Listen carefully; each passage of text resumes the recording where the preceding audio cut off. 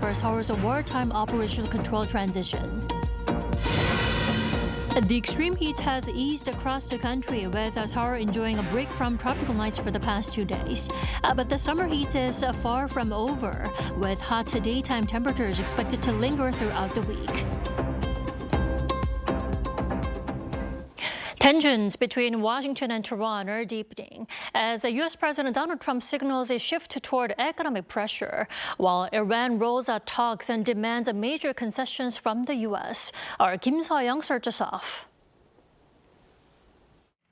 U.S. President Donald Trump said Sunday that the United States is low-keying it in terms of its approach to Iran, signaling that Washington would rely on mounting economic pressure rather than launching a new military offensive.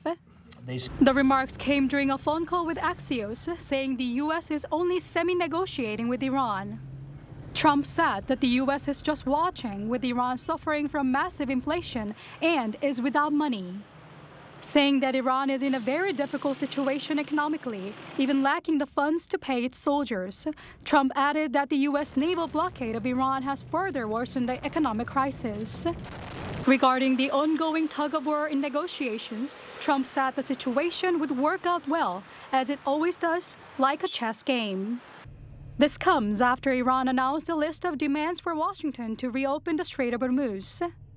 Mohammad Bagher Zughadar, Secretary of Iran's Supreme National Security Council, has demanded the lifting of the U.S. naval blockade and the withdrawal of U.S. forces from the region. Tehran is also demanding that the U.S. compensate Iran for damage caused by what Tehran described as 2 wars of aggression and lift all sanctions and unconditionally release Iran's frozen assets. Iranian Foreign Ministry spokesperson Esmail Baghai said Tehran is not planning to impose transit tolls on vessels using the waterway as discussions over maritime service fees continue. The official stressed that the strait will remain closed until the U.S. changes its behavior. Iranian Foreign Minister Abbas Araghchi repeated the terms while adding that Washington and Tehran are not engaged in talks, adding while speaking to reporters that Tehran will not start them as long as Washington breaches an interim deal signed in June.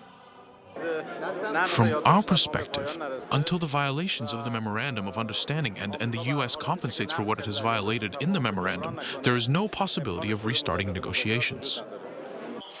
Meanwhile, Iran has appointed a hardline former commander of the Islamic Revolutionary Guard Corps as the new Secretary of Iran's Supreme National Security Council. This as tensions between Tehran and Washington persist. Mohsen Rezai is considered a hardline figure and served as the longest-serving commander of the IRGC, a total of 16 years. Kim So-young, Arirang News. South Korea and the U.S. will kick off their annual Ulchi Freedom Shield exercise next Monday, with discharge drills taking on added significance as Seoul pushes ahead with preparations to regain wartime operational control. Our Park Kwon-woo reports. The Republic of Korea and the U.S. are coming together once again for the Ulchi Freedom Shield exercise, set to run from the 17th through 27th. South Korea's Joint Chiefs of Staff and the ROK-U.S. Combined Forces Command say the annual exercise is, as always, defensive in nature. This year's scenarios will reflect realistic threats and lessons learned from recent conflicts, including the changing nature of modern warfare.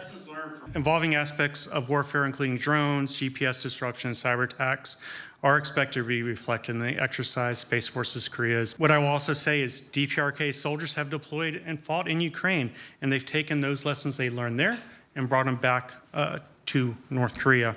That changes the DPR capability, and our training accounts for that threat. The annual exercise is drawing particular attention this year as a potential milestone in the transfer of wartime operational control, or OPCON, an issue expected to feature prominently at this year's Security Consultative Meeting. During this exercise, our military will carry out a joint Korea-U.S. evaluation of capabilities and systems based on standards both sides have agreed on in line with the conditions-based plan for the OPCON transfer. If those standards are met, we expect to be able to propose the verification of of the future Combined Forces Command's full operational capability, along with a transfer timeline at this year's SCM. We will focus all our capabilities towards that goal. Around 18,000 South Korean troops are expected to take part, with officials saying the scale is similar to previous years. The United Nations Command will also participate, with 70 personnel from 12 member states, including South Korea and the U.S. The deputy commander says the coalition of multinational countries is more important than ever. The incredible grouping of nations that United Nations Command represents brings a really important component to deterrence, to the ability to de-escalate in crisis, and to have multinational legitimacy in the event of a conflict. The UNC says interoperability across all domains remains, including new ones such as information, cyber, and space will be key focus as threats continue to evolve. Park Gun-woo, Arirang News. More civilian casualties are being reported as both sides continue trading attacks, while Ukraine's widening air defense gap has prompted Kyiv to seek support from South Korea. Our Shin So-won has more. Lethal attacks between Russia and Ukraine intensified over the weekend, including in the frontline region of Kharkiv. According to reports, a Russian missile struck a high-rise apartment building overnight on Sunday, killing at least 3 people and injuring 40 in Ukraine's Kharkiv region. This came after dozens of missiles and drones hit the southern port city of Odessa the day before, which left 12 people wounded. I was sleeping right there, 6th floor, where there is no balcony. Nearby is that white window that is blown out. Together with my wife, we were just lucky. Russian missile attacks on Ukrainian cities have become almost routine in recent weeks, with Moscow's reportedly exploiting Kiev's shortage of advanced air defense system by increasing the use of ballistic launches. Ukraine does not have, nor will it ever have, the sort of funds that Russia has, which it is using to finance the war. Additional funding, specifically for Ukrainian production, is what is needed. The shortage has worsened since the outbreak of the Iran war in late February, as demand for U.S.-made Patriot system has grown in the United States and across the Gulf region. Ballistic missiles are particularly difficult to intercept without such system, prompting Zelenskyy to press other Western allies for support. Zelenskyy also turned to South Korea for air defense support on Sunday amid warnings that up to 50,000 additional North Korean troops could be deployed to Russia.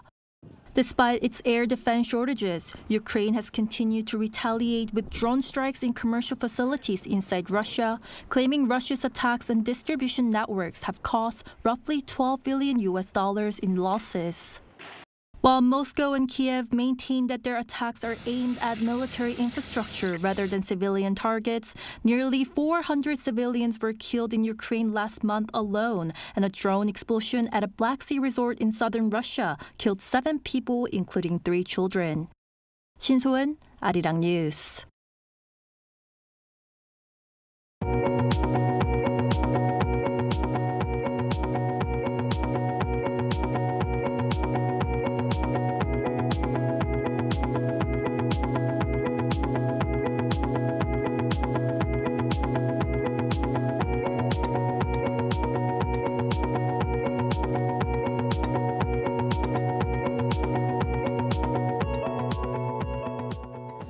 After weeks of relentless heat, South Korea is finally getting some relief, as Seoul's 17-day run of tropical nights has come to an end as the heat dome over the Korean peninsula begins to weaken. Jung Hae-rim tells us more.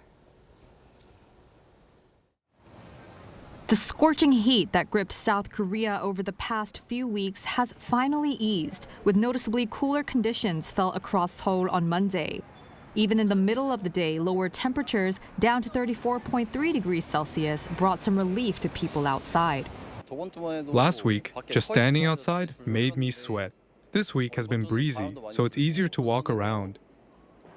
Simply being outdoors was stressful last week because of the heat. But now it's cooler, so I can take walks after I eat at night. Just last week, standing outside here at Gangnam Station for even a few minutes was difficult, with temperatures climbing close to 40 degrees Celsius. But today, the heat is much more bearable, and there is even a breeze in shaded areas.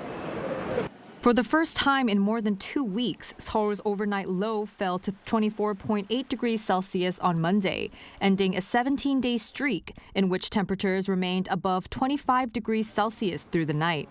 Until recently, Korea had been trapped beneath two powerful high-pressure systems, which formed what is often called a double heat dome, trapping hot air over the country. But both systems have now weakened and shifted, allowing some of the accumulated heat to escape. The KBO League will also resume on Tuesday after games were suspended due to the extreme heat. The most severe heat alerts have now been lifted, but several heat advisories remain in parts of the country, including the capital region. Daytime temperatures are also expected to stay near or slightly above seasonal averages, with Seoul forecast to reach 33 degrees Celsius on Tuesday and 34 degrees in Gwangju. Apparent temperatures could still reach around 33 degrees in the capital region and southern parts of the country. Meanwhile, the side effects of nearby typhoons could bring greater weather volatility. Typhoon Dolphin, now over eastern China, and Typhoon Chanhom near Japan are reshaping airflows across East Asia, making Korea's weather increasingly unstable. Typhoons have shifted the pressure pattern, but the North Pacific and Tibetan highs could strengthen again, so we need to keep monitoring the situation. Although neither of the typhoons are expected to directly hit the country, their side effects could bring more rain and sudden shifts in weather conditions. 정혜림, Arirang News. President Lee Jae-myung has called for a temporary relocation of the Gwangju military airbase to speed up carrying out the mega projects on chips and AI. In a follow-up meeting on Monday, he instructed the Defense Ministry to review deploying and redeploying the airport's function to other military airports by mid-2028, but only for a certain period. The President's Chief of Staff, Kang Won-sik, said in a briefing that the government aims to establish a special act on the mega special zone within the year and a pan-government council under the Prime Minister's office. Now, the Southwestern Military Air Base has been chosen as the site for a new chip cluster. South Korea's economy is gaining momentum on the back of a strong semiconductor sector, though inflation and a sluggish job market remain key concerns. Baek Joo-hee has the details. In its August Economic Trends Report released on Monday, the Korea Development Institute elevated its assessment of the Korean economy, stating that semiconductor-related sectors are driving economic growth. The institute highlighted that strong chip exports and business investments are key to this growth, positively impacting consumer spending. According to KDI data, total production in June surged 4.2% on year, picking up significantly from the previous month. Industrial production showed improvement, growing 5.8%. Although semiconductor output increased by a modest 2.2% due to base effect, standout industrial performers included automobile production, which jumped 12.6%, and machinery equipment, which soared 14.4%. Services production also increased 5.3%, led by financial and insurance activities as well as scientific and technical services. Domestic consumer spending showed clear signs of improvement. Retail sales grew 4.2% in June, fueled by a 10.9% increase in durable goods sales, which includes passenger cars and home appliances. Equipment investments saw a 21.7% increase in June, driven by a 58.5% surge in semiconductor manufacturing equipment and strong gains in transport equipment. Driven by global demand for artificial intelligence applications, Korea's exports surged 62.8% on year in July, maintaining a trade surplus of $30.3 billion. However, the KDI emphasized that significant domestic and external risks remain. External trade conditions are becoming increasingly unpredictable due to new U.S. tariff measures and heightened geopolitical tensions in the Middle East. On the domestic front, core inflation, which excludes volatile food and energy prices, edged up to 2.6%, indicating persistent underlying price pressures. Adding to uncertainties, the labor market remains sluggish as manufacturing and construction jobs lose momentum. As a result, the KDI states that navigating these domestic and global factors will decide the sustainability of Korea's economic growth. 백주희, Arirang News. In the southern city of Busan, a specialized complex facilitates Korea's supply chain for power semiconductors. Now, our An Sung-jin is there to see how these companies create a part of that ecosystem.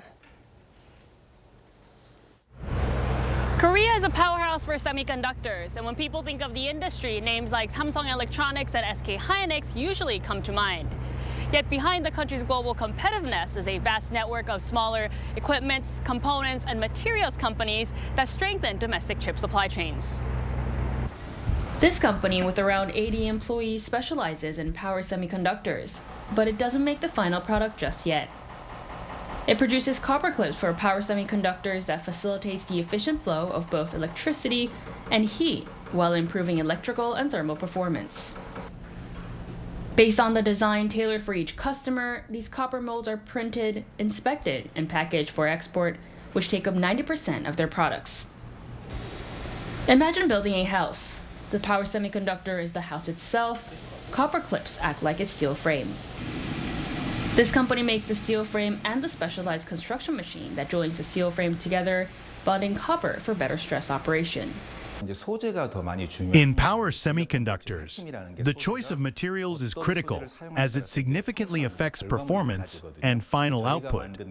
The clip material we manufacture is not only used in electric vehicles, but also in NVIDIA's data centers, where we have recently seen significant increase in orders. Power semiconductors are different from conventional chips. And as demand grows for electric vehicles, renewable energy, and data centers, so does the need for power semiconductors that can operate more efficiently and manage heat. Busan's Power Semiconductor Specialized Complex is the only complex of its kind in Korea. The city is working to build a local ecosystem around power semiconductors, particularly in materials, components, and equipment, as it looks to further broaden the scope of the initiative by expanding programs like training specialized talent.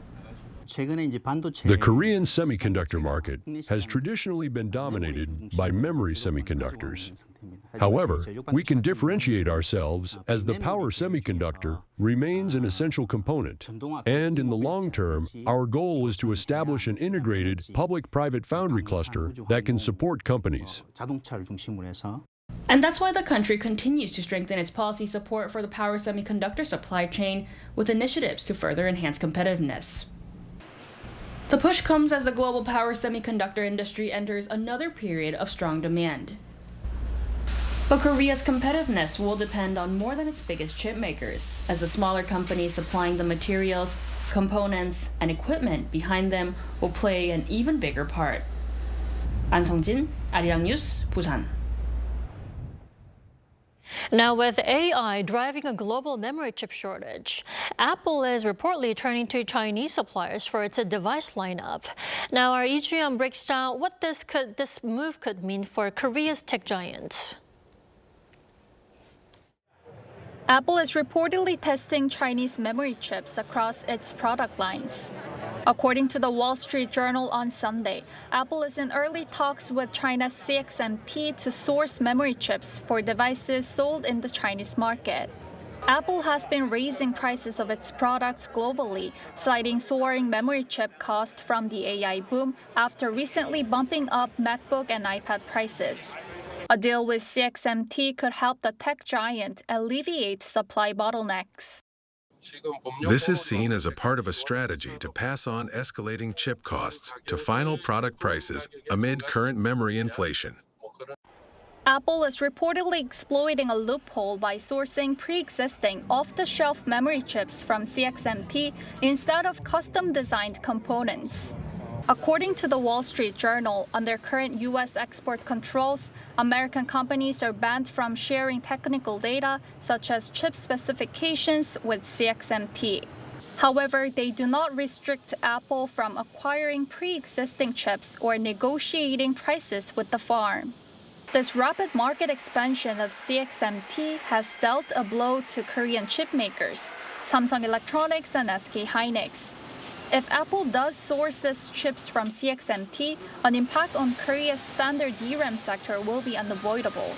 Yet industry expert emphasizes that the broader fallout will be limited, as the core focus for Korean chip makers is high bandwidth memory, or HBM chips.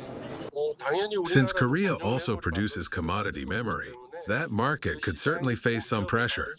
However, as domestic chip makers do not place heavy emphasis on that segment, the immediate impact on Korean companies is expected to be limited. Still, analysts added that CXMT could become a serious threat down the road if its capacity expands and it begins taking a bigger bite out of the global market. Lee Ju-yeon, Arirang News.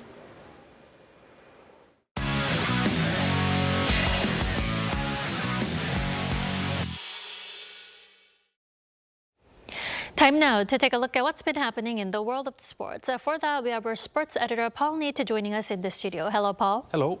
Paul, let's start with the return of KBO after an unprecedented cancellation of all games last week. Now, the league will pick up again tomorrow, but with some slight changes, right? Yes, that's right. KBO begins in full again on Tuesday after, like you said, that unprecedented 5-day suspension caused by the extreme heat. The league will now have 7 p.m. starts for both weekday and weekend games through September the 6th, an hour later for weekend games and 30 minutes for midweek games. There'll be new cooling breaks after the 3rd and 7th innings that will last for 4 minutes. There'll also be another break after the 9th if there are extra innings. For the fans, there'll be more drinking water facilities and shaded areas. KBO has lost 55 games to weather this year, with 30 of those coming from the recent heat wave. This sets up a busy September due to a big backlog. The added complication is the Asian Games from September 21st to 27th, meaning some clubs will be playing a bit of catch-up baseball without some of their key names. And now to Major League Baseball now. Lee Jung-hoo saw his hitting streak extend further during the weekend, but then come to an end. There was also a return for Lee Jung-hoo, right? There was, yes. So, yes, Lee Jung-hoo had his streak extend to a 6th match on Friday as the San Francisco Giants earned a 5-2 win against the Detroit Tigers. He went 1 for 3 with a walk, 2 RBIs and a run scored. His biggest moment came in the 2nd inning when he delivered a 2-run single with the bases loaded to put the Giants ahead. However, his streak came to an end on Saturday and then continued into Sunday. There was, though, a return for Kim Ha-sung on Friday, back in action for the Braves for the first time in 38 days. Unfortunately, he went 0 for 2 with a strikeout in a 3-2 loss to the Yankees. But he got better on Sunday. He didn't get an at-bat, but he entered as the automatic runner in the 10th inning. Michael Harris II then singled him home, giving Atlanta a 2-1 win over the Yankees. Elsewhere, Bae Ji-wan marked his return to the majors on Sunday with a single for the Milwaukee Brewers. Bae put down a bunt single and had a sacrifice bunt in 2 trips to the plate in their 4-3 win over the Minnesota Twins. So extended hitting streak for Lee Jung-hoo, and then return for Kim Ha-sung. My apologies. Now, moving on to football now, Lee Kang-in made his first appearance for the Atletico Madrid. He did, and he did it in Seoul on Sunday in the Kupang Play Series against Premier League club Manchester City. He came off the bench in the 2nd half in front of a decent crowd at Seoul World Cup Stadium of around 50,000. He came on with the score at 2-1 to City, but the English side added a 3rd goal late on to make it 3-1. After the game, his new manager, Diego Simeone, said that he'd be looking to lean into his ability to play in different roles. Now, his new team begin the new La Liga season at home to Malaga on Wednesday, the 19th of August. And now finally to golf. I understand 3 South Koreans have qualified for the PGA Tour playoffs. Tell us more. Yes, 3 players. They'll begin on Thursday in Memphis. It's Kim Si-yu leads the way in 7th place in the points rankings, despite that's thanks to 10 top 10 finishes and despite not winning a single title this season. But Kim Ju-hyung is 34th after ending a 3-year title drought with victory at the Scottish Open last month. And Im Sung-jae is 53rd, but faces a battle to reach the second playoff event, having missed 2 months with a wrist injury. All, of course, are mainstays of the PGA Tour. Alrighty, thank you for the wrap-up. As always, I'll see you next Monday, Paul. Thank you, yeah.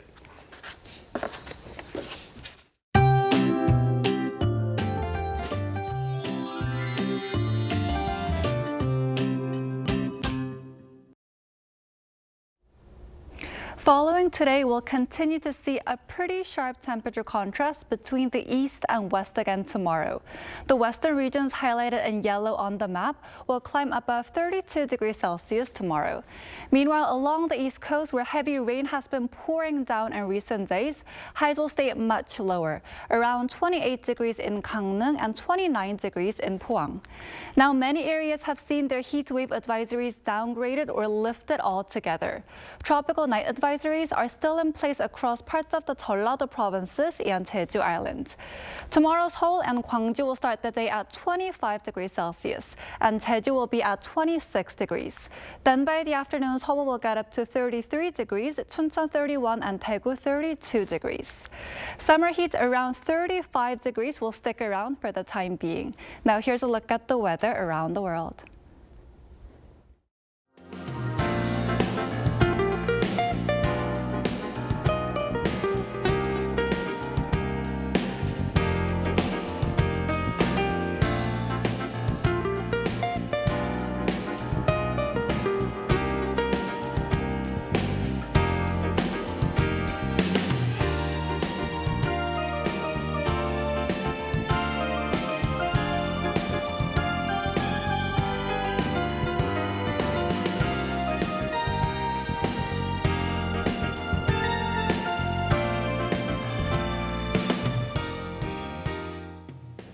That's all we have for tonight. I'm Kim Dami. From all of us here at Arirang, thanks for watching and good night.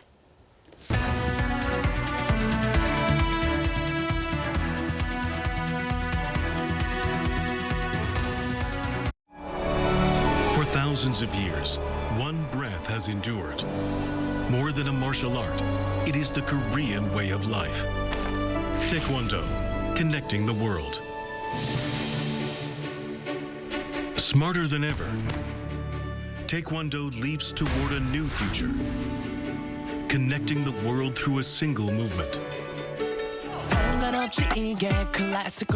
The spirit of Korea meets the boundless energy of K-pop.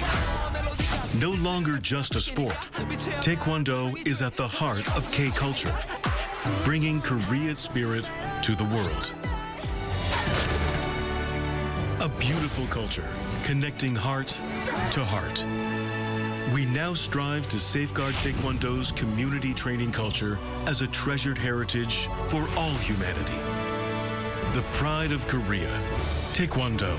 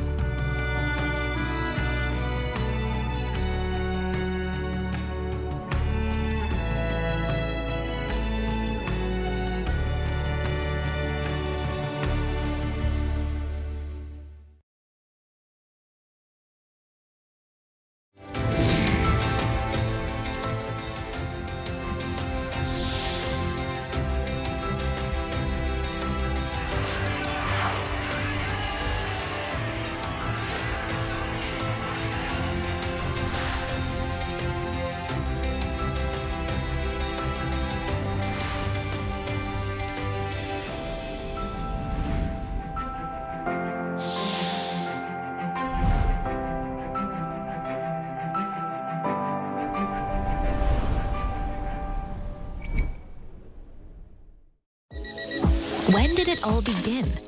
The beginning of joy embedded in daily life, where steps of learning meet a bigger world, and history coexists. The legend continues. Innovative technologies come together to unfold a new future, building a better tomorrow. A joy accessible to all, always present in your daily life. JDC.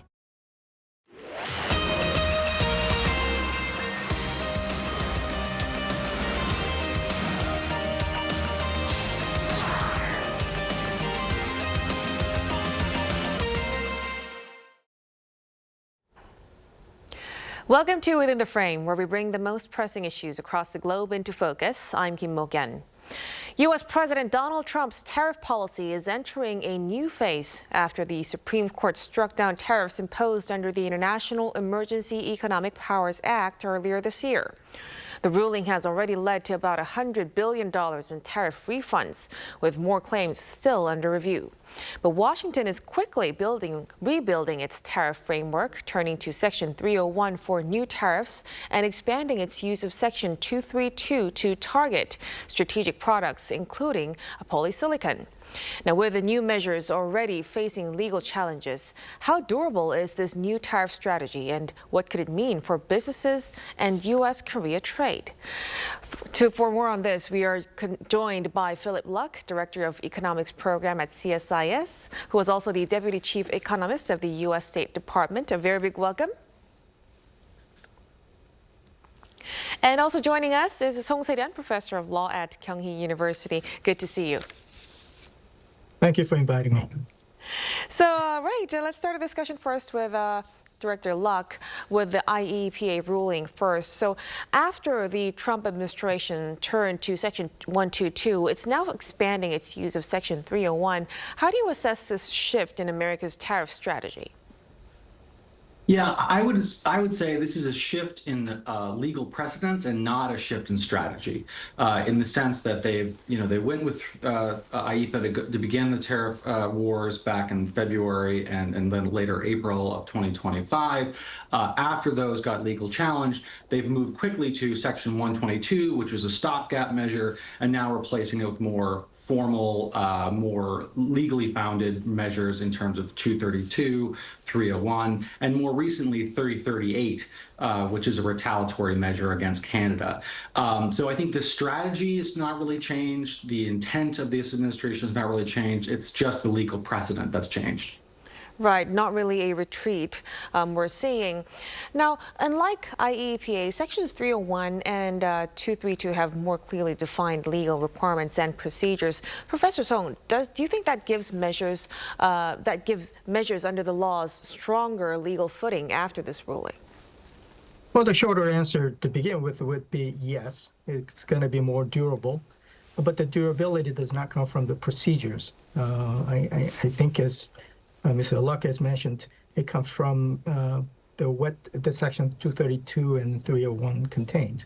It clearly says duty, which means that the court looked at the IEEPA and said, well, it goes against the established legal principle that the only Congress can impose taxes, and they did not find that in the IEEPA. So it would be more in a firmer ground to impose taxes under those sections. However, I would caution that having the 301 or 232 would be trouble-free. I think this is a point where a lot of lawyers will delight, because once you have a more statutory footing, that also means that you have more doors to challenge. So there's going to be a lot of legal issues coming up on the procedures, deadlines, forms, remedies. I think those will be more complex issues that would delay some of the processes. So it's a double-edged sword. You're on a firmer footing, but procedurally and also as a legal process, it's going to be more detail-oriented and potentially more complex. So we'll really have to see how this would make a difference. Now, the IEEPA tariff refunds are also underway. About $100 billion have been refunded, while another $29 billion is still under review. Then, Professor Song, what are the key procedural issues that still needs to be resolved? Well, the money is moving, but the hardest question is not how much. I think it is who gets it, and that is still genuinely open. I think that there are some key issues that are unresolved. This to be resolved, which is the first off, whether the court can order refunds for everybody, or only for those companies that actually sued. It's a simple question, but that has not been resolved. The second unresolved issue would be finality. Once you have the final decision under USC 1514, the process will take different phases. But you have 180 days to raise issues. But if that's not done, then you have a lot of issues that come up with which one is the deadline, how long does it take, and how far does it go down. I think there are other issues as well. Some simple issues as what's the interest rates that should be applied. That goes to when it's finalized and how much is going to be imposed. So in that sense, this kind of legal issues will make the money moving in a direction that is more towards a litigation potentially. Right, so there's still a lot of details that need to be fixed moving forward. Now, when we turn to businesses then, Director Luck, one uncertainty is now being replaced by another, and you've described policy volatility as an uncertainty tax, and companies now have to adjust to a new set of trade measures as well. So how does that affect investment and long-term supply chain planning? Yeah, I mean, the short answer is immensely. I mean, if you talk to industry, and this is certainly backed up by a long strand of economic literature, uncertainty is terrible for making decisions. When there's uncertainty, firms have every incentive, firms and individuals, to wait, to avoid any irreversible decision, to hold off on investment. And we're seeing that. I mean, of course, there's a huge influx of investment to the United States right now, specifically around the AI data center build out and the sort of optimism around this new technology. But outside of that sort of, that excitement in this one industry, there really are businesses, large and small, holding off on making big investments, which in some sense is ironic because that's exactly what these tariffs were meant to do. They were meant to create the strategy or the environment for investment, and that's not happening. You know, when you talk to business, of course, the tariffs are not something they like, but if they had certainty about what the rates would be, they could then take actions to either change supply chains away from certain jurisdictions, be they China or others, or they could potentially think about bringing production to the United States. But when you don't know what the material costs will be for steel, aluminum, or semiconductors, that's much more difficult to do. I would also note that, of course, we had potentially the most volatility in the early days under IEEPA just because of how broadly the administration was using these authorities and the fact that unlike Section 232 and 301, there isn't as much sort of, blocking and tackling, so to speak, you have to do, to use an American football term. That said, now with the administration using Section 338, which is an ability the administration can use to sort of retaliate against parties who are themselves using what they call unfair trade practices or essentially retaliating against us. This is a legislation almost 100 years old from the Smoot-Hawley era of tariffs in the United States. That has a lot of flexibility, so the administration can turn tariffs on, off, increase, decrease. The same is true for Section 232. Once the Section 232 tariffs are in place, say on steel, aluminum, autos, The president can lower those, raise those, expand them to derivative products really quite quickly. And so once you look at sort of the broad scope of goods that are under 232, again, steel, aluminum, softwood lumber, with pharmaceuticals, we have semiconductors tariffs, which may come down the line. You're really talking about a huge swath of what the U.S. imports, all facing, in some sense, the same level of uncertainty that we had before. So again, without changing the strategy of this administration, I think we're going to have, to some degree, a continuation of the same high barriers and uncertainty about the future path of those barriers. Definitely. So uncertainty itself, it can be really costly for businesses. So all of this, it comes as the Trump administration pushes to strengthen domestic production in strategic industries. Well, Korean companies are more investing heavily in sectors like semiconductors and batteries. So how can Washington pursue that goal without kind of undermining supply chain cooperation with its allies? Yeah, I mean, that's the problem with tariffs. As a trade economist, they're a very double-edged sword at the very best. Look, because you want to try to bring production back to the United States, to do that, you need to raise the price of goods in the United States to incentivize that production. But of course, doing so also raises the costs of materials, especially if those tariffs are, as these are, exceptionally broad, right? Any factory or any new production is going to require an enormous amount of steel, aluminum, copper, not the least of say talk about things like semiconductors. So you're raising the prices of goods that you need to create the industrial base, and then at the same time reducing the competitiveness of those producers who want to sell to a global market, which makes it more difficult. So this is why for about 80 years now we've had a consensus that tariffs are not a very good industrial policy overall, and we've tried to lower barriers, especially between close partners. So that's a huge challenge.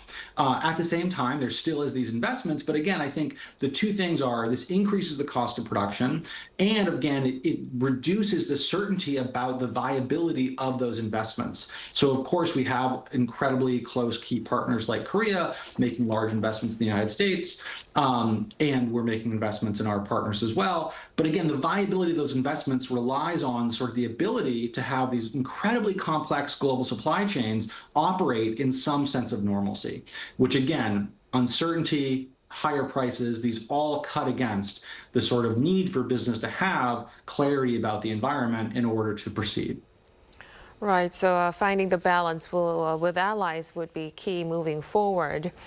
Now, if we turn to Section 232, the U.S. recently announced new tariffs on polysilicon derivative products, treating semiconductor and solar supply chains as economic security issues. Professor Song, how far could the definition of, quote, national security under Section 232 be expanded to? Well, the national security issue is not exactly confined to military. So we can differentiate between the merit and the procedures of it.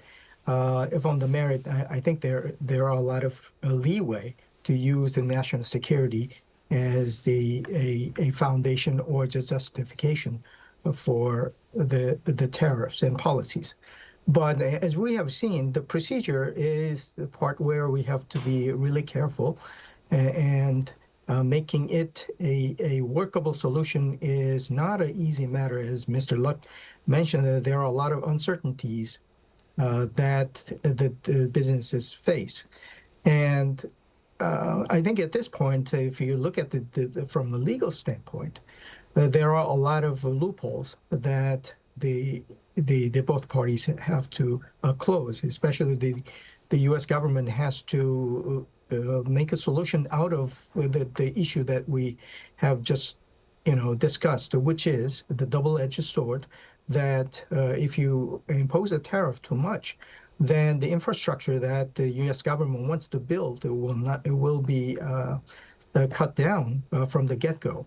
So if you look at the recent examples in polysilicon issues, they announced several measures, and which one of it caught my interest, which is that they built intentionally the escape hatch, which gives more discretion to see that if the the infrastructure is more required to have the foreign government or foreign economic actors build more infrastructure in the U.S., and they can use the discretion.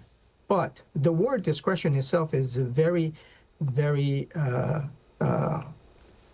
biased, or sometimes the word that the lawyers really hate, because it invites and it creates uncertainties. Mm-hmm. So the most important factor in the policy, the legal standing or the legal structure is very, very weak. So I think answering your question, these kind of the weaknesses is something that the U.S. government and the policymakers have to address. For example, making a MFN status more stable, making a foreign investment in the U.S., treating it as a U.S. capacity, and having a previously endorsed the contracts as a durable one. Mm-hmm. So those kind of things, in essentially making it more on a firmer ground and more concrete, will be the next measure of business in order not to invite more court challenges and reduce the uncertainties that the business is really having a hard time with. Right, so it really circles back again to the absence of details, uncertainty indeed. Now, if we go beyond tariffs, the 2026 USTR report also highlights digital services and market access in U.S.-Korea trade. So, Director Luck, as U.S. tariff policy is reshaped, do you think these non-tariff issues become more and more important? Yes, absolutely. I think ever since the USTR, this administration came in, USTR has been very focused on non-tariff barriers.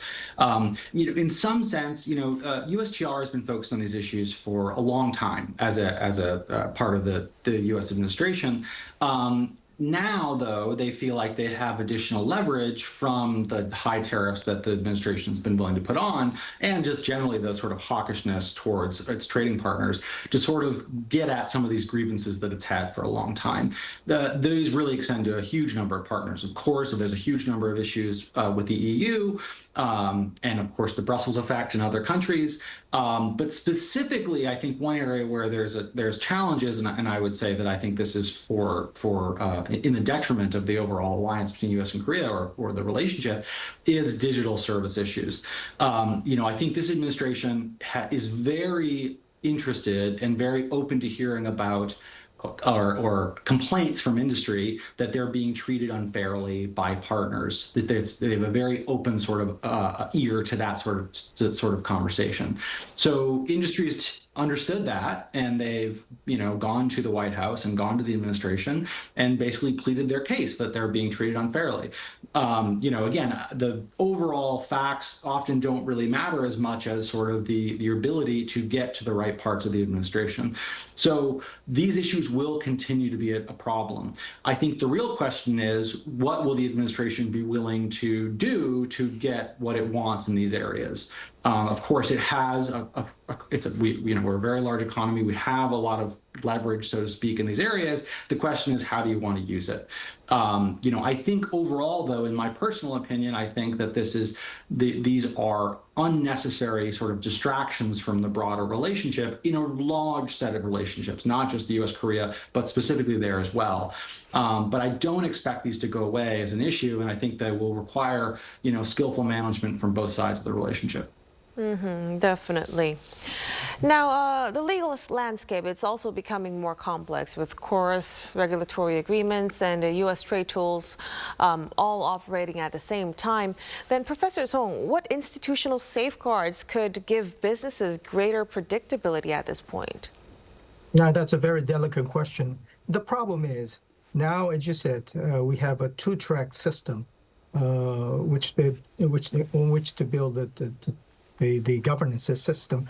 One is we have a chorus, which is a ratified agreement. It has a legal text and tariff and the state-to-state dispute settlement mechanism as well. But now we're also dealing with Section 232 and 301, which is a United States domestic statute adjudicating on the presidential proclamations and the discretions. When they collide, though, by law in the U.S., the domestic law wins. So in that sense, I think we have, that's why people to look at more of a 232 and 301 and how those uncertainties will pan out, because if it goes to head-to-head, we have to deal with more 232 and 301. So the safeguards, I think it goes back to the kinds of details that we have to look at. We have to codify a lot of uncertainties at this point, codifying caps maybe, and generalizing the MFN clause again, and enhancing the transparencies in the legal structures and the legal processes that they have to go through. And those are the details that some of them we have not dealt with, because when we have disputes, we had WTO before, but it's not functioning anymore. So we have to deal with those issues in a domestic U.S. courts a lot of times, but those courts have not dealt with those issues at all. So the safeguards are something that we have to kind of devise sometimes, and also to duke it out in the courtroom to look at and also establish some precedents that we can go by going forward. Right, a very important message to conclude our discussion tonight. Thank you so much for your insights, Professor Song. Thank you. My pleasure. And of course, Director Locke, we really appreciate it. Thanks so much. And that'll be all from us on Within the Frame tonight. Be sure to tune in again next time as we continue to explore the stories that matter. Until then, stay informed and engaged.